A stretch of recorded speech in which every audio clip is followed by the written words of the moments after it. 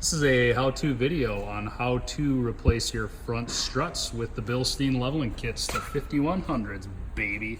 First step, take your tire off. You're gonna have to loosen that, this, and that. Remove this. This whole assembly is gonna slide down. Take your caliper off. Take your top 3 nuts off and slide your strut out and down. All right, for sizes you will need a 24 millimeter for the bottom strut mount. This is a, I believe, 21, and for the top you need a 17.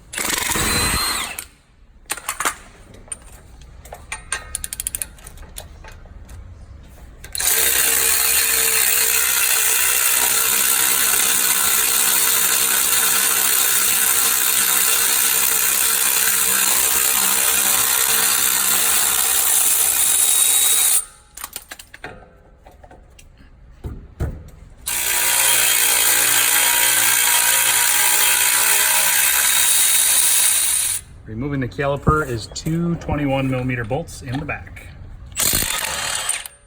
One there. One there.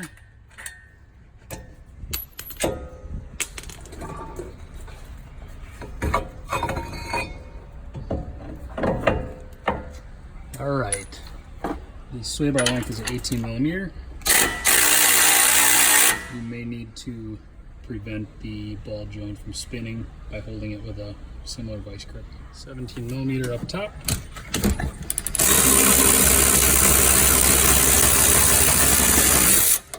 Make it a little easier, you will need a 36 millimeter socket and take the axle nut off.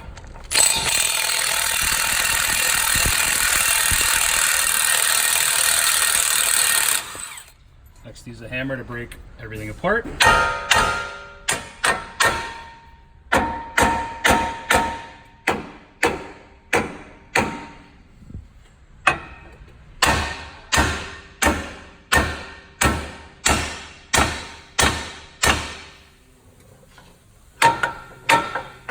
You may need a pry bar to pry up on the strut as it's coming out.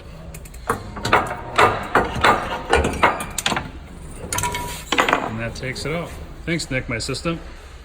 All right, the reason for this video is because I put these cheap spacers on the top, and what happens, reading on a lot of forums, is after you put a spacer lift on that it starts to squeak because the bushing on the top of the strut rubs on the spacer, and it absolutely drove me nuts.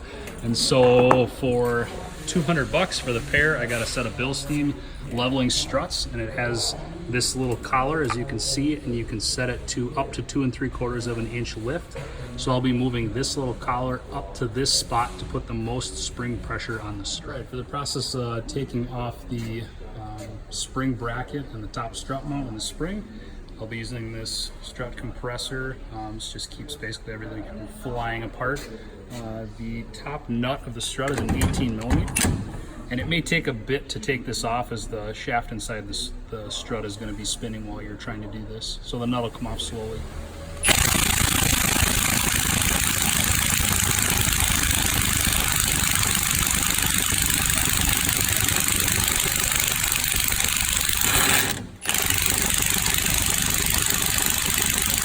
If you have an issue and the nut will not come off the strut with the shaft spinning, take an 8 millimeter socket and put it over the shaft, and then you'll use a wrench to hold and spin the nut.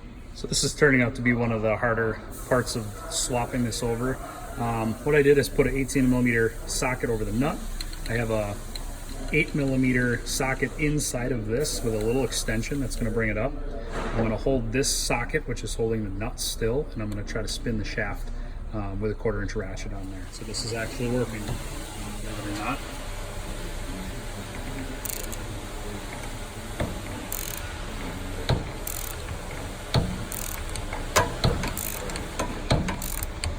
Next step is we're going to turn this upside down, and we're going to hit this plate off of the strut and go a couple of hits back and forth, left and right, and it'll slide right off. So we've pounded this off and this is loose. Next we need to pound this collar off, and then we slide everything off That comes off, then this little collar. And we're gonna reuse this. This is what is gonna slide down onto this and gonna rest on this collar that we have. So in the kit comes this. After I slid this up, because I want this to be at 2 3/4 of a lift, this slides on to the new strut. And it rests right on there. And then this, from the old strut, slides right on like this. And then this is going to go right back into our strut here. And then the new nut will get put on top. Do not forget this little washer that comes with the new strut. After everything is on, this has to go here first, and then you put it in the spring assembly. And then this is the new nut that will go on top once it's all the way in the strut mount.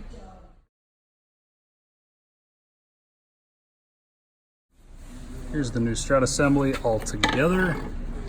Nut is on top there. You may have to turn the top strut mount to get it to align with the holes. We're basically going to slide this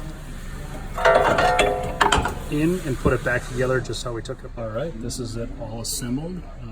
One note, make sure to torque your caliper bolts to factory specs.